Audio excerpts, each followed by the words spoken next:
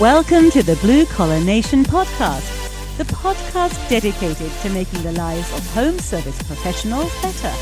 Now join Eric and Larry to talk about all things home service. What's up, everybody?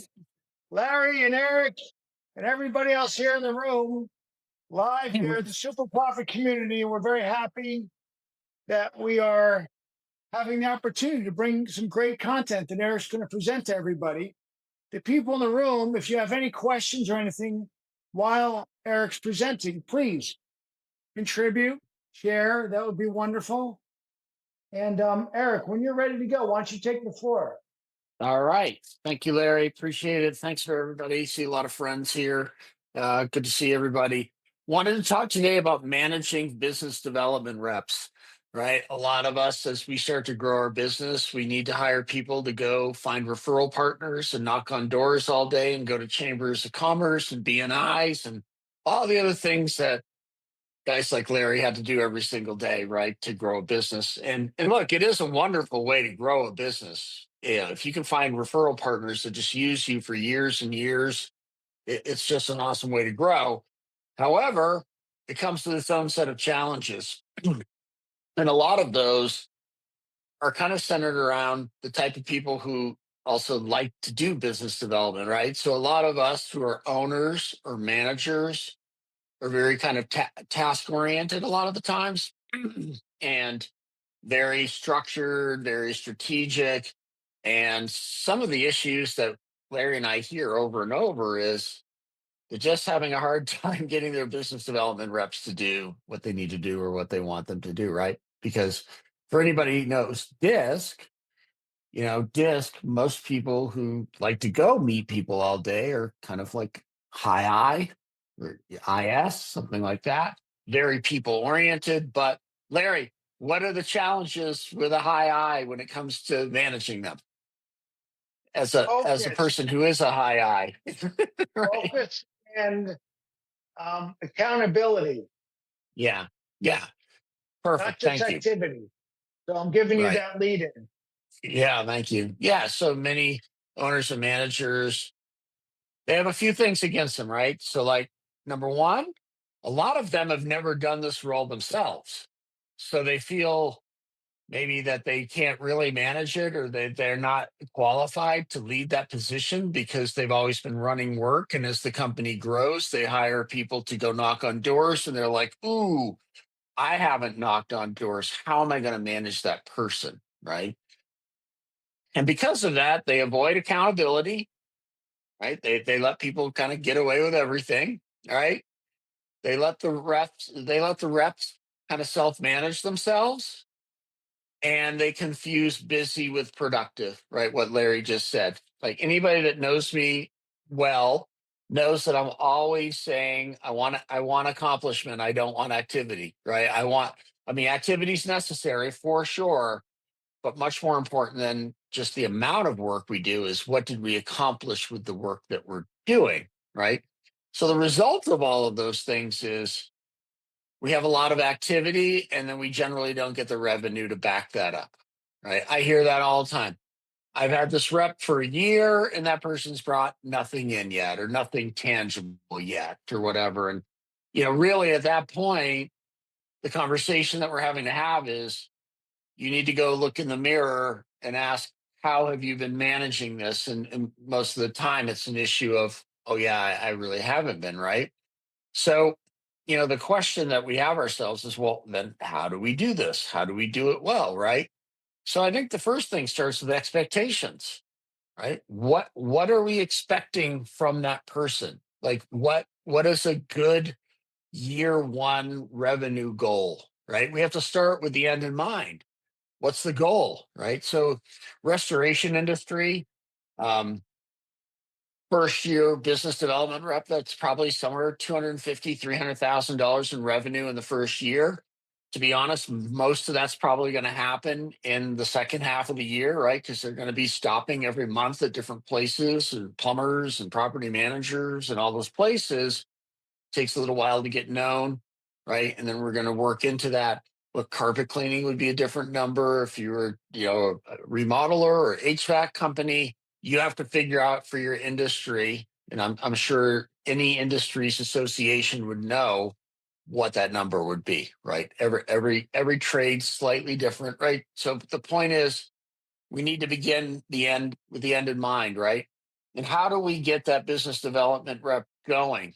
Well, the first thing is we have to have a good job description for that person so they know what their day and their week and their month should look like. They know what the goal is. And then that rep is at the beginning, they have no book of business, right? So what do you have? You have time and you have effort, right? We want to see high levels of activity. We want to see you knocking on lots of doors, going to lots of meetings, lots of phone calls, lots of emails, right? Because if we don't have clients and we don't have revenue coming in, we've got to build that through high levels of activity. That's not going to be forever because you're going to start getting work, and then we're starting to head into maybe a little bit of um, time with some account management as well. But while we're building our book of business, that's going to be on the back of a lot of hard work and making a lot of connections, right?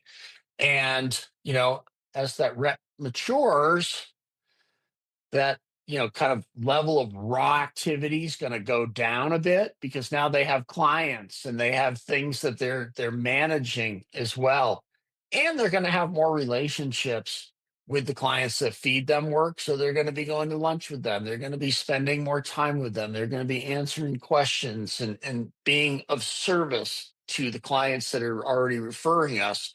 So that level of raw activity is probably going to come down a bit, but the level of actual accomplishment is going to go up because we're adding value, right?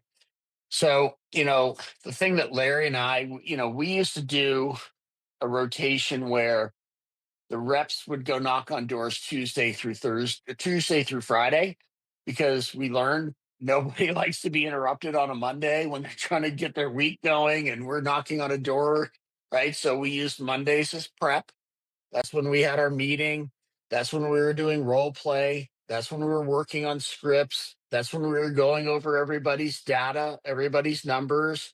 That's when they were preparing for the week, getting all the trifolds and the business cards and the pens and the food that they gave away, right? I want all that done on Monday because that way we can hit the ground Tuesday morning and be making stops for the rest of the week, like full bore, right?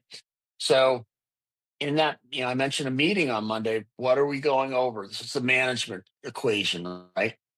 How many stops did we make? How many phone calls did you make? How many breakfasts or lunch and learns or lunch meetings did you get, right?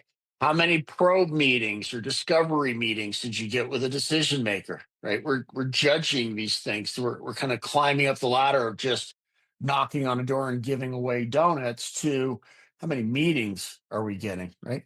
How many chamber events? How many BNIs? And then into the raw data, how many bids did you get? How many referrals called you for work? How many bids did we do? How many of those turned into jobs? And what was the revenue from those jobs? I'm going to track all of that information because whether I have one rep or 10, we're going to be managing those expectations based on your data, right? And look, public accountability is good for all of us. I'm a firm believer in that. And a lot of times, I mean, Larry, you can chime in here if you want. Like a lot of times you'll see people, they're just working really hard, and I'm doing that in air quotes, working really hard, yet they don't see in black and white what their numbers actually look like. So they might have this false sense of like, I'm killing it out there. Like I'm working really hard and I'm meeting all these people. But then as they come into my office and I'm pulling up a computer screen and showing them like, actually, I'm glad you're working hard, but we don't have any bids, we don't have many jobs, and we don't have much revenue from this. So, how can we help you get to that point, Larry? Have you ever felt that way yourself? Or Well, that was when I was going around doing the business development activities. You have to be intentional about your stops and who you're visiting and talking to. And you have to know if that person is translating, those visits are translating to work with that person at that company. And you have to track if things are coming in. If most of your visits are thanking them for the work, that's a good thing. but you want to make sure the jobs are a decent size. I mean, if you're getting small jobs, 10 small jobs, say a month, for example, they're all $200 jobs, that's not great, versus the guy down the street that gave you one job, it was $50,000. You want to be giving the other guy just as much attention, but you have to look at the potential of that site that you're stopping to. I mean, there was the plumber in Ranch Cucamonga that I stopped to see for years. And once it translated into $1 million a year from that particular referral source. Millions. So Yeah. millions. But So you and I consistently had to have the conversation, should you keep going back there? And then as we looked at their size, yeah, that makes sense, right? Because if we can get it, it's so worth it. I mean, if I'm not mistaken, I think you went there every month for 2 years before you got your first job, roughly. Yeah, it turned into, quarterly that I was seeing them, but I was still visiting them on a regular. And the feedback I was getting was always good when I was there. Hey, it's nice to see you. It wasn't like they're going, yeah, whatever. Yeah. Because the feedback you get, that comes into differentiating if you should be going or shouldn't be going. And the conversations and the presentations, they all were happy to be like, yep, we're using somebody. I'm just waiting for the other guy to screw up. And that's exactly what happened. The other company screwed up. We were that company sometimes that screwed up and lost the contract. So you got to be on the ball once you get them, but you got to be ready to catch the ball when somebody drops it. And that's pretty much what happened. It was a wonderful thing. So, it's a lot of differentiation. A long answer to a little question. That's true. Okay. Let's talk about training our business development reps, right? Because it's not fair for us to just hire somebody and throw them out there and say, "Go get them, Tiger. Good luck." Right? As leaders or managers, it's on us to make sure that they have the training they need to be as successful as they possibly can be. Right? So my experience has been most of the people that I coach or that we're friendly with, and Larry and I know a lot of people in the trades, there's usually too little management and too little training for most business development reps, right? It's the thing that just gets pushed to the side and says, "Oh, we'll go deliver some candy or whatever." But that's not really what gives us our result, right? We have, like Larry said, we have to be intentional, right? So, I'm going to train at least every week on Monday, right? For sure. I'm going to spend a portion of that time.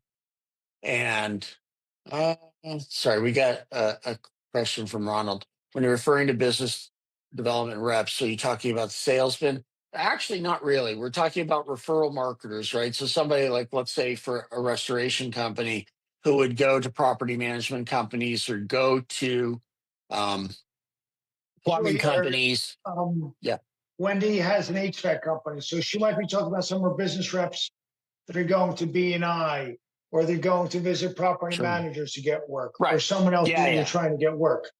Yeah. So not really sales people, right? Salespeople, I would think like an HVAC, more like a comfort advisor who's going into homes or businesses and actually putting together a bid and getting sales. This is more like going into a property management company and getting them to refer your company over and over, right? So I consider that more marketing than sales. I mean, I guess there's a sales element to get them to use you, but I would say more marketing, right? So in my training, what am I going to do? Well, I'm going to role play every single week. It's a non-negotiable. It's always going to happen, right? Because we get better by doing role play over and over and over. So it just becomes second hat, right? I'm going to have scripting so that we're saying, whether I go or whether Larry goes or when Ashley, one of our reps, goes, we're all saying essentially the same thing. They're getting the same message over and over so that we know what works and what doesn't. I'm going to be practicing doing presentations like lunch and learns or bringing coffee in and how we're going to do some sort of educational piece. We're going to practice those things. We're going to practice on how to stand out, right? Larry would always go in with a pineapple and his fedora on, right? That stands out. And like that wouldn't work for me, but I had other things I did to stand out. Ashley had things she did to stand out. Justin had things he did to stand out. Figuring out for each personality type, hey, what can make you stand out from the other 20 people that are going to show up in that office that week, right? Like this is theater on some level. There's no getting around that, right? What materials we're going to leave behind. And then my training, I'm going to make it fun, right? I'm going to make it enjoyable so that we want to train every week, right? I'm not going to just be like, oh, just figure it out, right? Like you'll figure it out. People don't figure it out. They do better when there's a program, and that takes some effort upon us, right?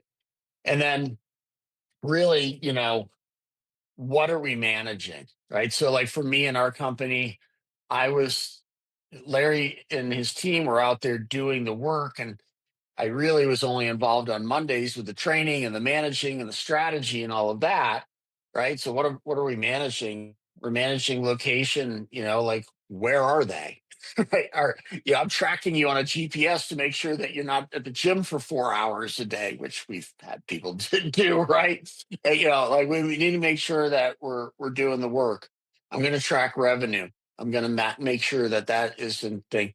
I'm going to track relationship quality, right? It's easy to get really kind of crummy, relationships that don't really yield anything. I want to make sure that the reps are taking their time and energy going after and making relationships with people who are good and, are going to give us the work with the kind of people that we want to do. And then, strategic thinking, and then professionalism, what that looks like, because not everybody really knows what that looked like, and some sort of big picture understanding. And Kevin, you're one step ahead of me, right? We're going to finish up with the pain, right? So Kevin said, address the pain, and he's 100% right.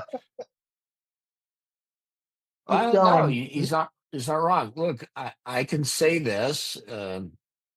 I think I think managing business development reps is one of the hardest things to do in a home service business. And I think a lot of it is because a lot of us who are in management positions aren't really wired very well for it. And, the pain is, I think a lot of times comes from the type of person who likes to do this, right? And oh, Kevin's talking about the sales part. I'll get to that, Kevin. But we talked about disc. Part of the pain for me was everybody in that room in that department was a high I, meaning they love people, they wanted to be with people, they love fun, they loved a good time. And the parts that they would feel secondary or like to kind of avoid was the strategy, the being on time, the professionalism, all the the follow up, all of that stuff. So we had to create systems around that to make sure that we weren't just spinning our wheels. And then lastly, because I know we're not going to go too long today, but Kevin's 100% right. What are we doing as business development reps, right? What are our people doing? Their only job is to add value. But to add value, you have to get the person that you're talking to understand that there's a problem, right? Because if Larry walks into a plumbing company and they have no problems with the current company that they're working with, or not, like there's not much to talk about, right? They're not going to make a change. But as we all know, with every relationship in business, there's almost always problems. And I'm going to really drill down on like, what are your pain points? What do those things look like? Here's how we can help you. These are the things we do to overcome those, right? Because at the end of the day, people will only switch if they think you add more value than the previous company. Right. So I have to get very good at convincing somebody that the work that we do, the way that we do it, our reputation, our systems are going to be an improvement over the company that they were using before. And look, I'll be honest, and Larry, let me just finish this point. You can talk all you want. Like, I got so many people to use me just by asking questions like, okay, so you're happy with all of these things, is there anything about that company they use that maybe that they don't do that aren't you aren't happy with, right? So like I'll use an example. A lot of companies wouldn't do crawl space work in Southern California. I'd say, great. Can you give me a shot doing crawl space work? Well, what's going to happen? I'm going to get the work that the other companies might not want, and I'm going to go try to wow them. So now, all right, I'm the crawl space guy for them. And then guess what? The other company starts screwing up and they're starting to call me about the work inside the house, right? I'm going to get my foot in the door somehow. We got to train our team to do that too. Larry, go ahead. Sorry. So a lot of it, when I was out there, you try and solve business problems with them as well, not just related to what you're going to be doing for them specifically. So if you see them showing with a problem with a technician, or they can see that their trucks are looking bad, or you can see that there's a lot of confusion, or the person that answers the phone isn't being friendly and nice, or you just ask them, hey, so what's going on with your business? You having any particular challenges in your business right now that I can help with? Because we do a lot of business coaching. We are good at many things. We might be able to help you with this. And that's what I can offer them, because we did a lot of business coaching. And I would say, yo, so how are your operations going? How's your sales team? How is your CSRs working? And trying to Larry, address. you used to call me in, like we'd go, you'd be going to a plumbing shop, and then you'd start asking those questions and you'd say, oh, what do you need help with? Oh, my sales isn't good. Great. Let me get Eric in and we'll do a 2-hour sales course for your guys. Right. Yeah. We used to do disc training for their teams to get along better. Right. If you have something to add that's even beyond the actual service that you provide, like Larry's saying, that could be a huge in for you, Because you look because for things that you can be helpful with. I mean, you're looking on the wall for the sports team that they like, so you can bring them a hat from the Dodgers or the Phillies or whatever, and that's always helpful. But if you see that they have pictures of kids, you bring them in something for their kids or something, that's going to make a connection. And then you try and hit their pain, like Kevin's talking about, and how can you help them? If you see that they're struggling with their team, are they managing well? Are they leading well? There's only so many things in business that you're going to have trouble with, and you're going to ask them, and you're going to be able to address that with them and give them insight. And usually, you being the outside viewer, it's easier to see a solution than them being right in it. Yeah. That's where that adds an awful lot of value. So Yeah. I want to finish on something. We have a course on business development. I'm not trying to sell a course in, but if anybody would like the sampler, I give like a taster of the course. It has a lot of value, actually. I can share that with everybody. And if you want to get more information on this, we could do another topic. There's a lot of people here, so this topic must have addressed people. I took a lot of pictures of everybody, and so I'm going to try and email everybody afterwards if you want information. But if you want something, send it to me, Larry at supertechu.com, or put it in the chat. Send me something. I'd be happy to share any type of information, or I can put it on Facebook. Probably most of the people here aren't on Facebook. That's why they're coming in. I'd love to, support SuperTech University. Somebody said a Zoom user. I don't know. Christine, I don't know who that Zoom user was. You said, thank you. What's your name? Christine, I'll get something to you. Thank you. And I'd be happy to share something with you. So Blake, wonderful. Scott Hetty. Okay, Scott, I can get things to you guys as well. And anybody else, email me at Larry at SuperTech University if you decide later on. We got a Zoom user says, yes, please. I don't know who you are. Put the name. Jacob. Jacob. Oh, Jacob, of course. All right. Anyway, we got to land this plane because we've got a couple other appointments. It's wonderful seeing everybody. And it's a pleasure, as always. Yep. So everybody have a great week. We'll talk to you soon. Hope we'll see you next week. Thank you for listening to the Blue Collar Nation podcast.